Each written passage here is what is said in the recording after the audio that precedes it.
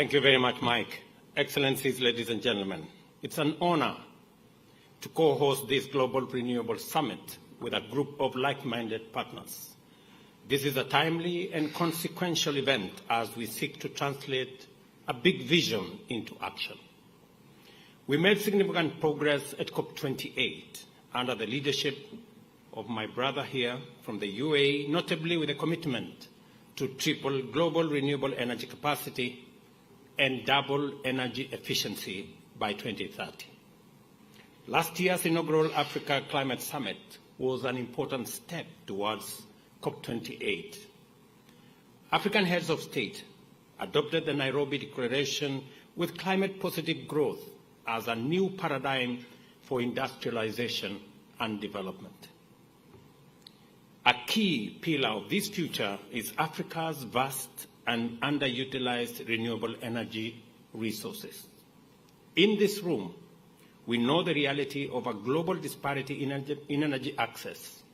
Nearly 600 million Africans lack access to electricity, while another 1 billion are without clean cooking options. In sub-Saharan Africa, annual energy access gains of around 30 million people barely keep pace with a population growth of 28 million people each year. So you balance the number of people that are coming into the space with those that are getting electricity, it means we are running on a treadmill. This trend imperils progress across the entire Sustainable Development Goals on agenda and also imperils our Paris Agreement goals. This week, we adopted the Pact of the Future to improve our world. It requires our commitment to implement and realize the ambitions of the Pact.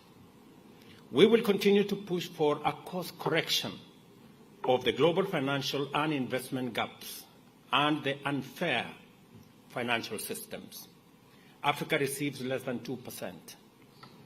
Sometimes it's say 3% of global investment in renewable energy, despite being home to 60% of the world's best solar opportunities. Last year, the continent added less than 3 gigawatts of renewable energy, while the world saw a record addition of nearly 500 gigawatts. So, 3 gigawatts with a potential of 60%. That tells you the disparity. Africa must pursue industrialization and economic growth to tackle the crippling energy poverty. Although the continent is resource-rich, unreliable or expensive energy limits our ability to harness these resources for development.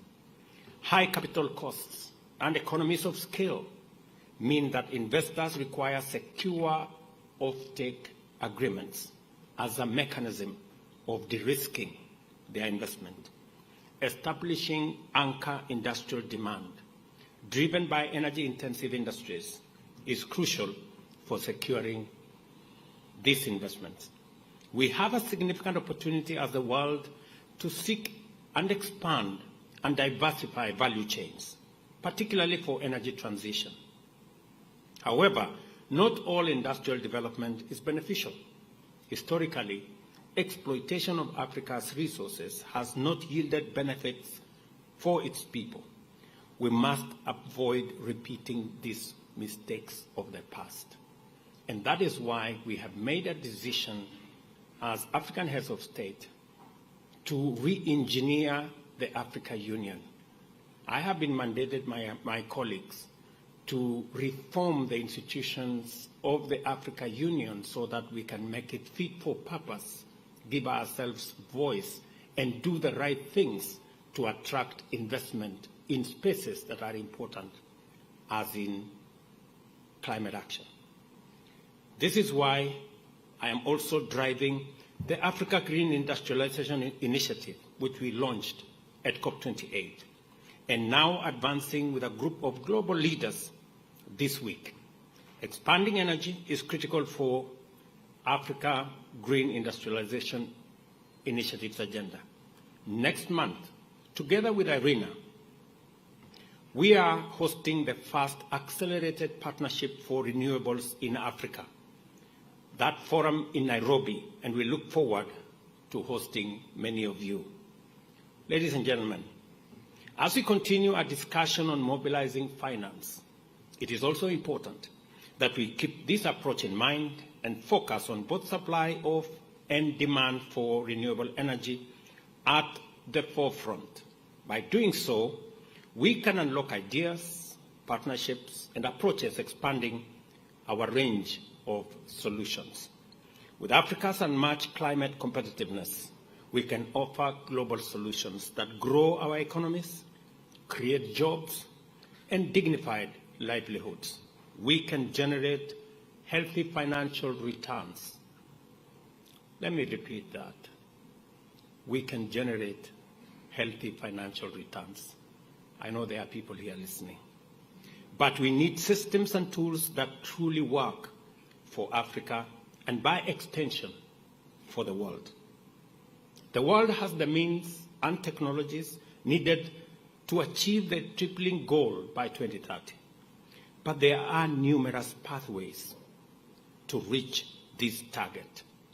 Without a deliberate, a disciplined, and honest approach, the development divide may widen. The power of choice is in our hands, literally and figuratively. Let's wield it wisely and make it count. I thank you.